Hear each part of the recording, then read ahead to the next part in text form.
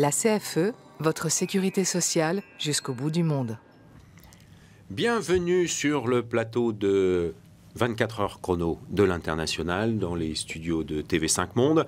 Nous sommes de retour pour maintenant aborder le Japon. Alors la région de Kyushu et la ville de Fukuoka, faut pas se tromper. Les rectifications est faite et nos amis japonais nous excuseront de cette erreur dans le programme, j'en suis sûr. Merci beaucoup. Alors j'accueille sur ce plateau Jean-Christian Bouvier. Jean-Christian Bouvier, bonjour. Bonjour. Et René Mailloux. Rafik Mailloux. Rafik Mailloux, pardon. Excusez-moi. Bonjour. Il y a des moments comme ça où on commence à mélanger, mais tout va bien. On est à la 15e ville, 15e heure de direct, donc il y a des moments où on mélange un peu les choses. Excusez-moi. Alors, Jean-Christian, vous êtes installé depuis très longtemps au Japon. Depuis des lustres. Depuis des lustres. Et votre activité? Alors moi, je suis l'importateur de la Nuit des Publivores au Japon et je fais une vingtaine de villes dans tout le Japon. Mais bien sûr, je suis basé à Fukuoka, la grande capitale régionale du Kyushu. Voilà, c'est refait.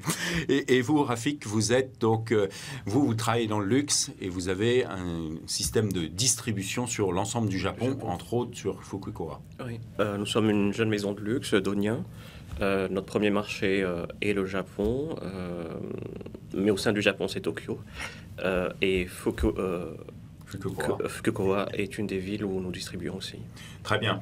On va aller poser une petite question à Nicolas Bonardel et dès notre retour sur le plateau, nous accueillerons le consul général de France qui est en ligne avec nous par Skype. Alors Nicolas Bonardel, quels sont les secteurs porteurs sur Kyushu et sur Fukuoka, bien évidemment? Le Kyushu, donc, qui reste le dernier Eldorado à exploiter au Japon, qui est un marché sur lequel la présence française est la plus importante en Asie. On peut illustrer ça par le fait que Kyushu rassemble une part très importante de la production automobile, et donc ce sont autant d'opportunités pour les sous-traitants et PME françaises de la filière automobile. Plus de 30% de la production automobile japonaise, deux roues compris, est localisée à Kyushu. On peut également donner l'exemple de la filière électronique, qui rassemble 25% du total japonais, et donc qui a donné à Kyushu le surnom de la Silicon Valley japonaise, et ainsi qu'un certain nombre de secteurs high-tech, comme les nanotechnologies, biotechnologies et autres, où l'expertise française est très forte. Merci Nicolas Bonardel. Monsieur le consul général, vous nous entendez ? Oui, je vous entends très bien. Très bien, merci beaucoup. Bienvenue sur ce plateau pour Fukuoka. La présence française, l'activité française sur place? Alors, c'est une présence assez modeste, puisque la grande communauté se trouve à Fukuoka, c'est 90 personnes à peu près, et pour 180 Français installés à Kyushu. Donc c'est une présence relativement modeste, et je reprendrai le terme d'Eldorado dont parlait M. Bonardel tout à l'heure. C'est encore une terre de mission. Et c'était la première terre de mission d'ailleurs au Japon, puisque c'était l'île sur laquelle ont abordé les premiers voyageurs au XVIe siècle, et ça reste toujours une terre de mission. Voilà, mais les Français sont principalement dans cette préfecture de Fukuoka, entre la ville de Fukuoka elle-même, qui attire beaucoup de professeurs, notamment dans les universités et notamment à l'Institut français, mais également à Kita-Kyushu. Il y a encore beaucoup de missionnaires français, des missions étrangères, qui sont là parce que c'est une terre chrétienne de longue date. C'était la terre sur laquelle abordaient les missionnaires hollandais, portugais, au XVIe siècle. Voilà. Très bien, merci Monsieur le Consul Général. Bien évidemment, vous intervenez quand vous le désirez pendant l'ensemble de l'émission. Alors Jean-Christian, pour vous, vous avez choisi de vous installer à Fukuoka il y a fort longtemps, mais pourquoi avoir choisi cette ville? Comment c'est arrivé? Écoutez, au départ, comme beaucoup de gens, je suis venu pour 2-3 ans et ça fait 35 ans que j'y suis. Faites attention, c'est Fukuoka. Fukuoka. Tous les Japonais qui vous écoutent... ils sont voilà, catastrophés. Fukuoka. Encore encore une fois, Fukuoka. Je répète, Fukuoka. Parfait. Et c'est une représentation modeste. Je ne suis pas sûr qu'on sent la chrétienté dans la vie quotidienne. Ce qui est important, c'est que tous les Français de Fukuoka ont un lien avec le Japon. Il y a très peu de gens envoyés par leur entreprise. Donc ça peut être le karaté. Dans les années 80, les banlieusards sont venus faire du karaté à Fukuoka. Ça peut être les mangas, les jeunes. Ça peut être l'amour. L'amour est une motivation très importante. Et dans le Kyushu, il y a de nombreuses familles mixtes qui marchent bien, je trouve. Donc, et donc vous, pourquoi vous êtes dans le Kyushu? Pourquoi vous êtes installé sur place? Je voulais aller en Asie, retourner en Asie. Je ne voulais pas être à Osaka ni à Tokyo, c'était trop grand. Et je voulais une ville de province pour apprendre le japonais. Donc je suis toujours à Fukuoka, qui n'est peut-être pas la meilleure ville pour faire du business, pour gagner des sous, mais c'est de loin la meilleure ville pour vivre. Une des plus agréables, en tout cas. La plus agréable. La plus agréable. Il n'y a pas photo. Il n'y a pas photo. J'avais voulu être gentil avec nos autres amis japonais, vous me reprenez. J'adore le Japon. Je vais d'Okinawa à Sapporo, je tourne dans 20 villes. Soit c'est trop petit, soit c'est trop grand. Fukuoka, c'est une capitale régionale. Donc on a tout, on a le train, le TGV, le Shinkansen qui est au cœur de la ville. L'aéroport est à 10 minutes de métro. On est plus près de Shanghai que de Tokyo. On est à 2 heures de bateau de Busan. Que demander de plus ? Alors, vous, Rafik, le Japon est un de vos premiers pays pour exporter l'ensemble de vos produits. Vous avez un produit de luxe. Fukuoka, une réaction face à cet engouement pour cette ville? Alors, je vais un petit peu le partager parce qu'en fait, j'ai été, je pense, 13 ou 14 fois au Japon. Et j'ai été à Fukuoka avant même de distribuer. J'avais été avec des distributeurs pour faire le tour du Japon en vacances. Et j'ai découvert cette ville et j'ai été très étonné parce qu'elle ne ressemble pas aux autres. C'est beaucoup plus vert, c'est plus espacé. Et puis le sentiment, tout le Japon est calme malgré tout. Hein. C'est pas un pays bruyant, sauf Tokyo par certains moments. Mais il y a un côté paisible. Je ne sais pas si... c'est très différent. Voilà, c'est très différent. Et du coup, les rapports sont différents. Il y a plus de temps, il y a moins de stress, tout ça. Donc, on apprend plus le Japon à Fukuoka que dans une autre ville. Donc, Tokyo, c'est Tokyo. Moi, la première fois où j'ai été au Japon, c'était Osaka. Et j'avoue que j'ai été un petit peu... Surpris. Mais Fukuoka, il y a quelque chose de... C'est un petit peu... En France, c'est comme si on était à Lyon, où il y a plus de... On prend plus le temps de vivre, plus le temps de manger, plus le temps de... Donc, c'est vraiment différent. Très bien. Merci. On va poser la question à Thierry Consigny.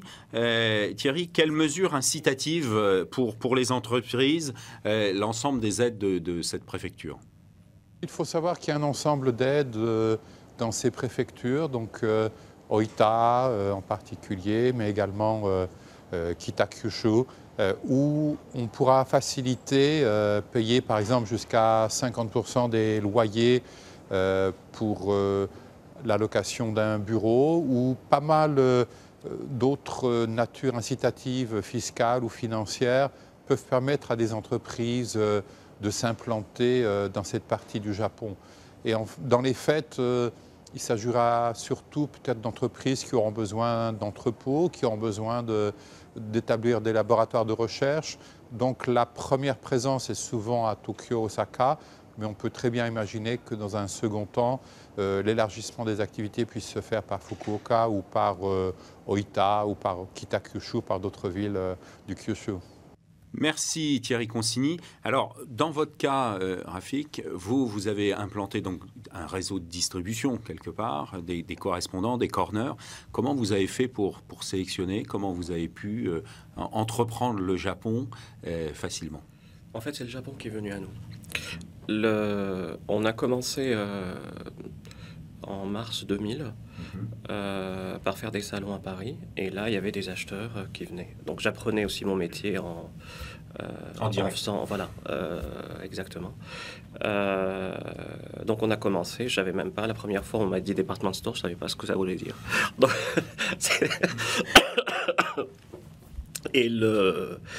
Et j'exagère un peu, mais on n'est pas très loin de la vérité. Donc j'ai appris avec eux. Ils m'ont appris aussi la rigueur dans les rapports de travail entre pays. Oui, oui. Donc c'est eux qui sont venus. C'était des boutiques en propre ou des grands magasins. Ça, c'était la première phase.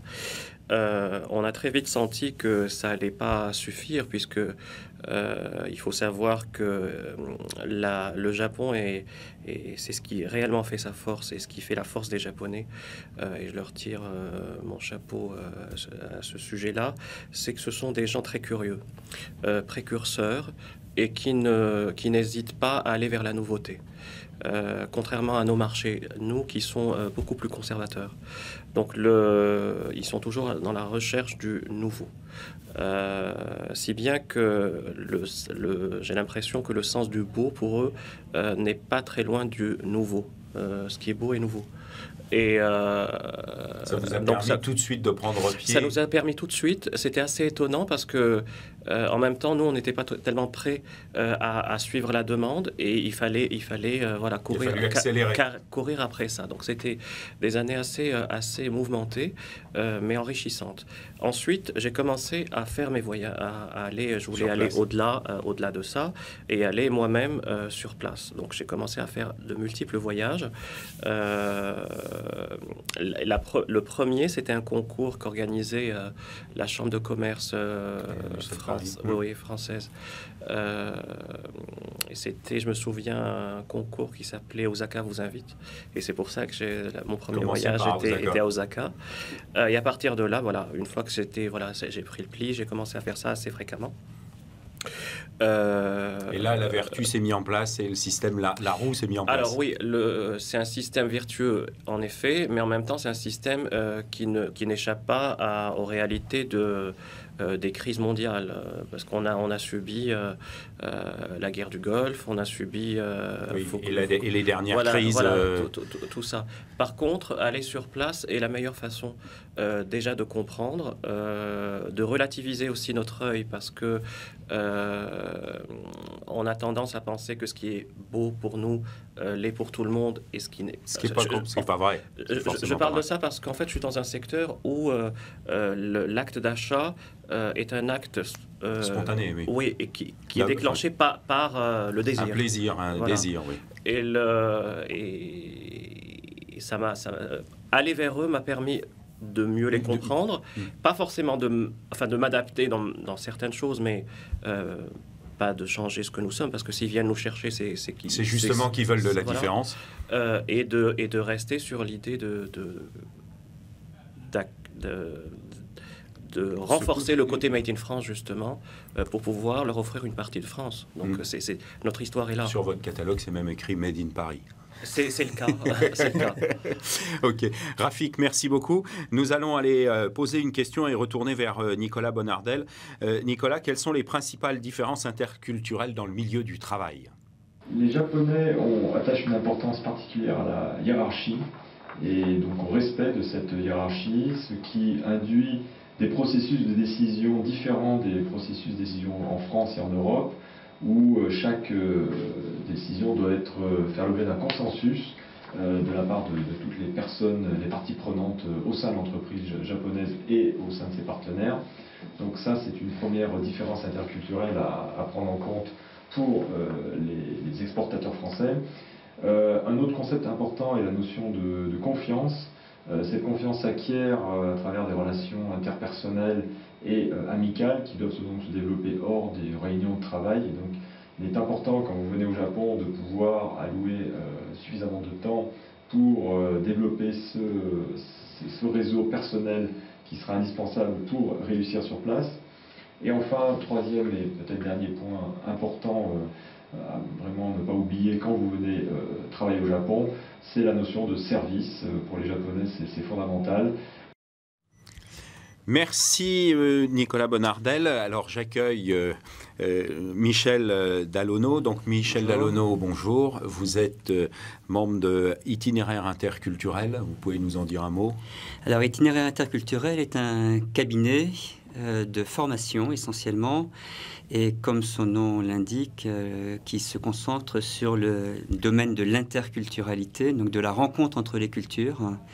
Et notre propos est de fournir aux sociétés qui nous consultent des éléments de décodage culturel d'un pays qui les intéresse, soit pour partir en expatriation, soit pour nouer des partenariats, de façon à ce qu'à partir de ces éléments-là, ils puissent analyser des situations auxquelles ils sont confrontés et donc trouver les meilleures manières. Le marché, voilà. Oui, puis aussi de s'adapter à des circonstances qu'on ne peut pas prévoir à l'avance. Et vous avez d'ailleurs écrit un livre sur bien communiquer avec son interlocuteur japonais. C'est un livre qui vient de sortir effectivement aux éditions AFNOR. Tout à fait, et donc qui reprend la méthodologie du cabinet, donc ce décodage culturel et voir comment on peut faire le lien avec la réalité dans le business. Et donc, j'espère qu'il donnera des clés supplémentaires. Des clés supplémentaires. Très bien. Un commentaire sur ce que l'on a entendu sur justement quid du monde professionnel japonais? Alors moi, je voudrais revenir peut-être sur ce qui a été signalé concernant l'importance de nouer des relations non seulement sur le lieu de travail, mais également d'accorder beaucoup de temps aux relations que l'on va nouer en dehors du lieu de travail, tout ce que moi j'appelle en fait les moments plus informels de la communication avec des partenaires japonais. Et peut-être rajouter un élément qui me paraît important par rapport à ça, c'est pour remettre les choses 2 secondes dans un contexte culturel, puisque on est dedans, voilà. Peut-être alerter les personnes qui nous écoutent, qui ne soient pas étonnées de voir qu'un Japonais dans la journée, sur le lieu de travail, dans le cadre du travail justement, d'une négociation, d'une collaboration, peut être assez pointilleux, peut être parfois un peu pénible, un peu lent, procédurier, etc. Et puis, ce qui peut déstabiliser, c'est que quand on va passer à l'autre phase de la communication, qui est une phase plus de socialisation, on va établir la confiance, comme ça vient d'être dit, on va voir en général un autre visage. Une autre personne. On va avoir l'impression de ne pas avoir avec soi la même personne qu'on a eue auparavant.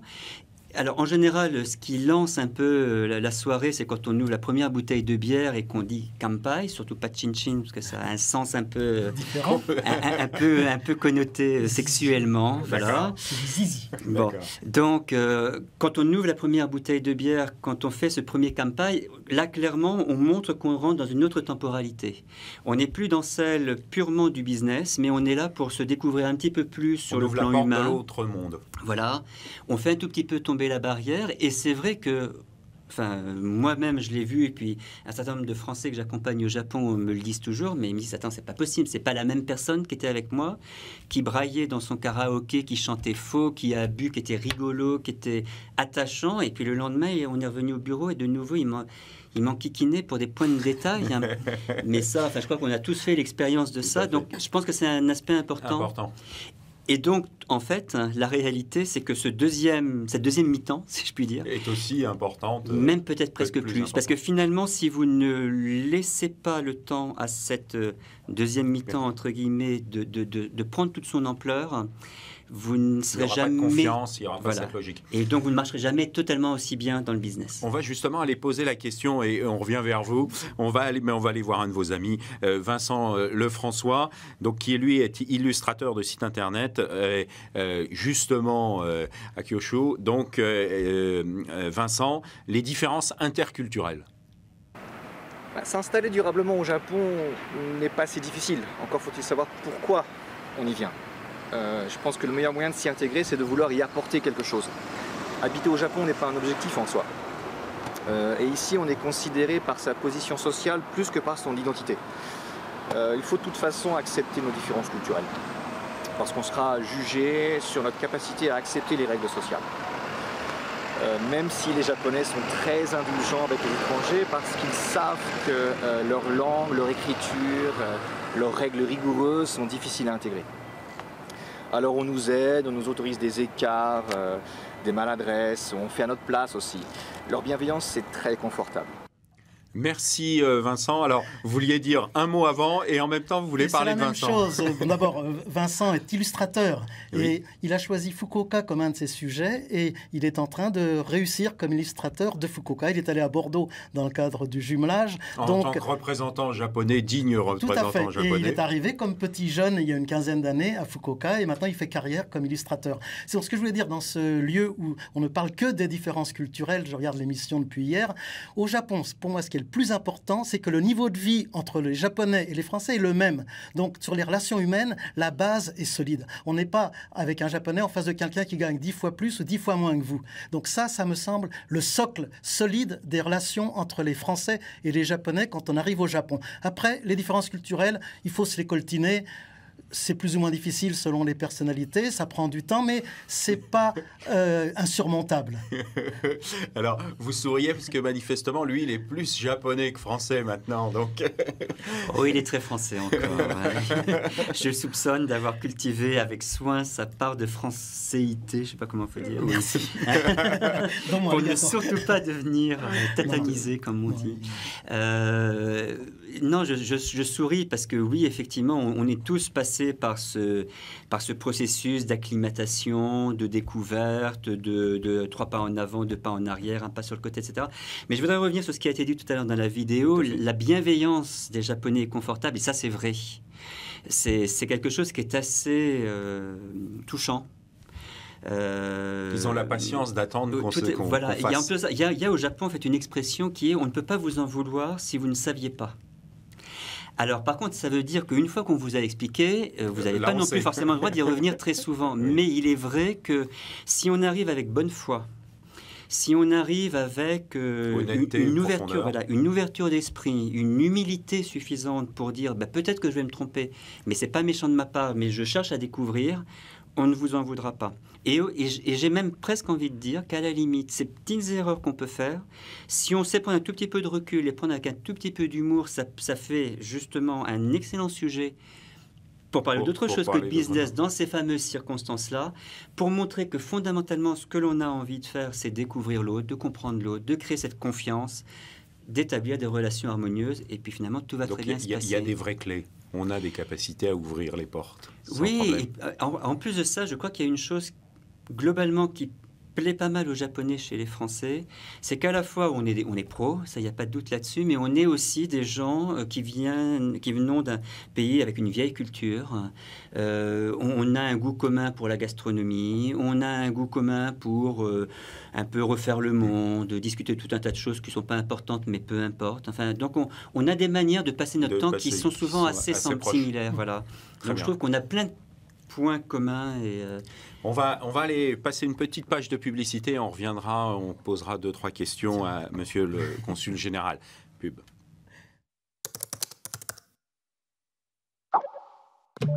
She's beautiful. So beautiful. We're calling her Laura. We think she looks like a Laura. Oh. She already has a full head of hair. And she's got my eyes. Luckily for her, everything else is pure Sarah. With free Skype-to-Skype video calls, you can be right there with them, Your granddaughter. wherever they are.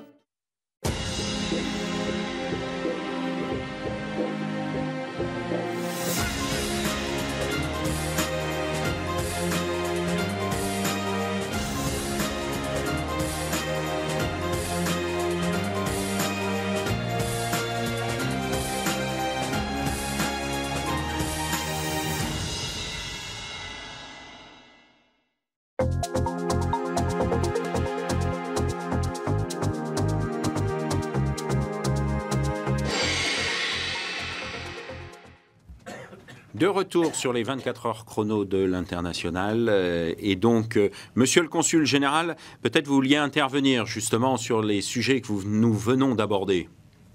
Alors, je voudrais dire une chose sur Kyushu tout particulièrement, c'est qu'il ne faut pas oublier, enfin c'était évoqué rapidement tout à l'heure, mais que c'est la porte d'entrée du Japon pour l'Asie.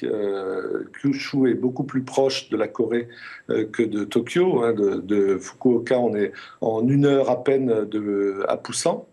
et en 1h30 en gros de Séoul, alors que c'est un peu plus loin pour Tokyo. Donc c'est la revendication d'ailleurs de Kyushu d'être ce trait d'union entre le Japon, entre l'île principale, bien sûr, qui est l'île politique et la grosse île industrielle, mais c'est ce trait d'union culturel. Et d'ailleurs, c'est une île qui a été traversée par les cultures venues d'Asie, puisque ça a été, il y a très longtemps, la porte d'entrée du bouddhisme, des cultures chinoises et coréennes.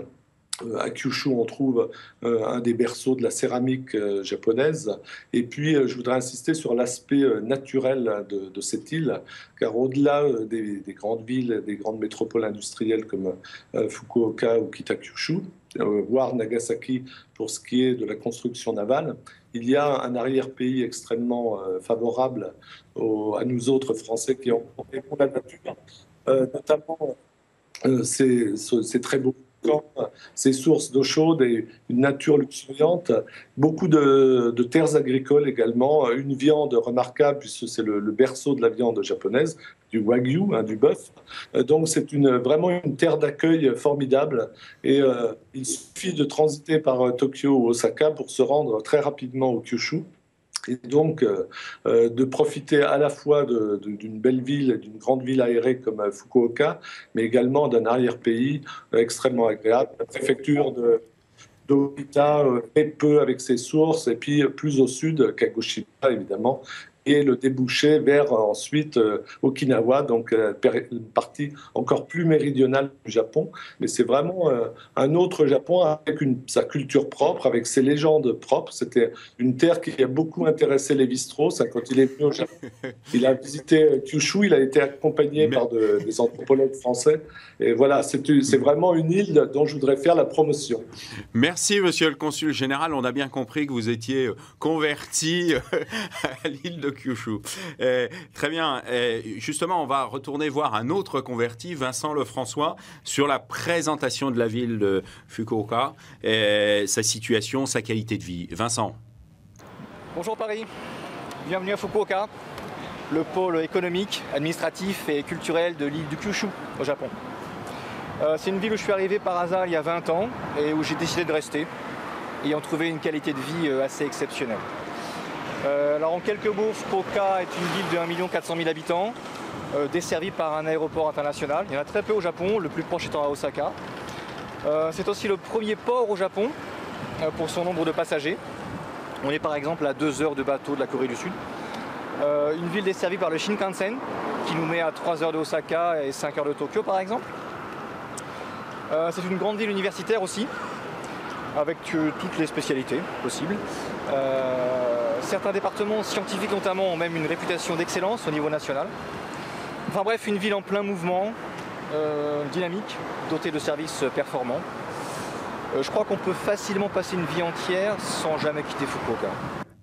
Merci, merci Vincent. Alors, un commentaire sur tout ce qui vient de se dire. Je pense que tout le monde va avoir envie de venir s'installer à Fukuoka après dans cette émission. Non, c'est pas un problème, mais il faut préciser que si on vient faire du business à Fukuoka, il faut le faire en japonais. Je crois que de s'installer en anglais ou en français à Fukuoka, c'est exclu. Donc, le japonais n'est pas une langue très difficile à parler, donc installez-vous, venez à Fukuoka, mais il faudra travailler en japonais pour essayer qu'il n'y ait pas trop de monde. Pour les enfants, il n'y a pas d'école française. Mais le système japonais, moi j'ai 4 enfants, ils sont tous passés par le système japonais et ils parlent français avec moi, donc c'est pas insurmontable non plus.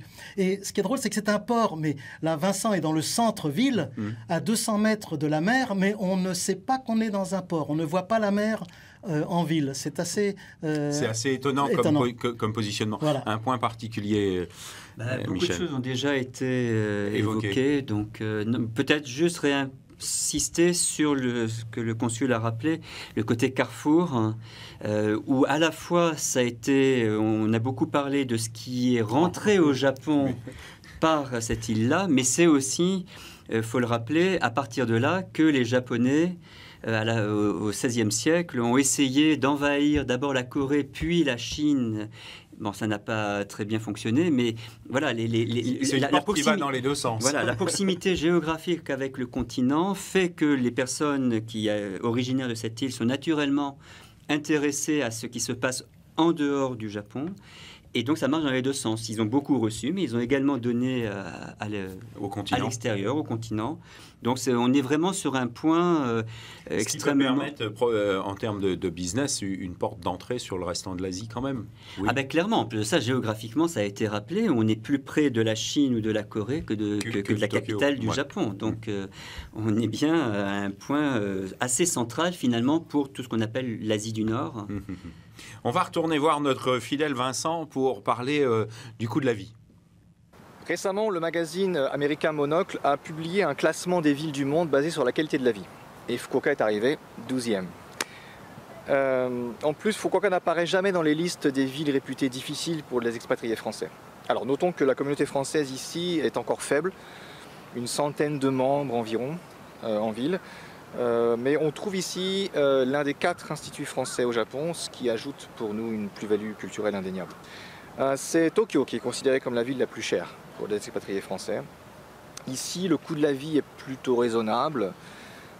Pour vous donner des exemples concrets, le loyer d'un 3 pièces de 80 mètres carrés en ville est de 1 000 € à peu près.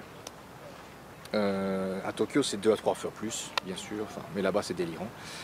On peut par exemple traverser la ville en bus pour 3 €, on peut déjeuner dans n'importe quel restaurant pour 10 €. Je pense que pour un couple avec un enfant, on peut vivre Fukuoka avec un budget de 3 000 à 3 500 € par mois. Merci Vincent. Je vous voyais acquiescer, vous êtes d'accord avec moi entièrement. Pour les gens qui veulent faire du tourisme à Fukuoka, il y a pas, le château, il vaut mieux aller à Kumamoto. Pour le volcan, il vaut mieux aller à Kagoshima. Pour les quartiers anciens, il vaut mieux aller à Nagasaki. Fukuoka est une ville agréable à vivre. Et pas, les touristes... pas de tourisme. Non, peu de tourisme. Peu de tourisme, ce qui fait qu'il n'y a pas 2 populations comme à Kyoto, par exemple. Donc, pour moi, c'est un des éléments positifs pour vivre. Et je ne suis pas persuadé que beaucoup d'entreprises vont venir s'installer, parce qu'on est quand même, on est près de Shanghai, mais dans les têtes, on est quand même au Japon. Il ne faut pas exagérer la proximité géographique. Dans les têtes, on est au Japon. Et je dirais que moi, j'ai confiance dans mes conseils pour les jeunes qui font un working holiday, pour les jeunes qui vont faire un stage, venez à Fukuoka. N'allez pas à Osaka, n'allez pas à Tokyo. C'est une ville à taille humaine. Et ça sera une porte d'entrée dans la langue japonaise, parce que là, ils seront obligés de faire du japonais. Et après, ils pourront aller trouver un boulot à Tokyo, à Osaka ou à Paris ou en Afrique. J'en sais rien, mais pour les jeunes qui devaient passer 1 an au Japon, venez à Fukuoka. Alors, on va juste aller voir un dernier petit reportage avec Laurence Chevalier, qui, elle, est expatriée. Quid du logement, Laurence ? Quel quartier recommandé pour quelqu'un qui s'installe à Fukuoka? Eh bien, ça dépend évidemment de son style de vie, mais je crois qu'il vaut mieux s'éloigner du centre-ville, c'est-à-dire des quartiers de Tenjin, Hakata, si on veut un peu d'espace, pas trop de bruit, et surtout pas de vis-à-vis gênant, parce que les immeubles sont vraiment très très proches les uns des autres. Moi, personnellement, j'aime bien l'ouest de Fukuoka. Je le trouve agréable. Je recommanderais en particulier Nishijin et tous les quartiers aux alentours de Nishijin. C'est proche du bord de mer, des plages. C'est bien desservi par les transports en commun. Et puis, c'est quand même pas trop loin du centre-ville. Et il y a suffisamment de commerce. Donc, ça me semble une bonne option. Merci Laurence, et on voit que la communauté est toute petite, puisque bien évidemment mon voisin la connaît parfaitement bien. Alors, Michel Dallonneau, si vous deviez donner quelques conseils à un chef d'entreprise, à un dirigeant ou à un expatrié, ce seraient lesquels pour justement entrer dans ce marché ? La première chose, ça serait... Évidemment, laissez-vous la possibilité de découvrir sur place, mais malgré tout, préparez-vous. Faites en sorte d'arriver en sachant un petit peu déjà, de façon à pas totalement débarquer vierge de toute impression, parce que malgré tout, on ne se prépare pas toujours très simplement, donc c'est bien peut-être d'avoir déjà quelques premiers éléments. Ensuite, une fois qu'on a passé ce stade-là, je crois que je vais revenir finalement sur des choses qui ont déjà été dites sous une forme ou sous une autre. La première, réinsister sur gardez-vous du temps pour créer cette fameuse confiance dont on a parlé. Pardon ? Non, rien. Ah, pardon. Parce que je crois que c'est vraiment quelque chose d'absolument central. Voilà. Et puis après, ça a déjà été dit aussi, soyez à l'écoute de vos partenaires, ayez le sens du service, ayez le sens d'être au service de vos clients, ils vous le rendront bien. Merci beaucoup Michel Dallonneau. Ça me permet aussi de remercier le consul général de France qui nous a aussi fait une très grande publicité pour Fukuoka. Merci bien évidemment à Jean-Christian Bouvier. Bon retour sur place. Merci. Toutes nos amitiés à nos amis japonais. Et puis pour ce qui est des 24 heures chrono, nous nous retrouvons pour la 16e ville dans quelques instants, Genève en Suisse.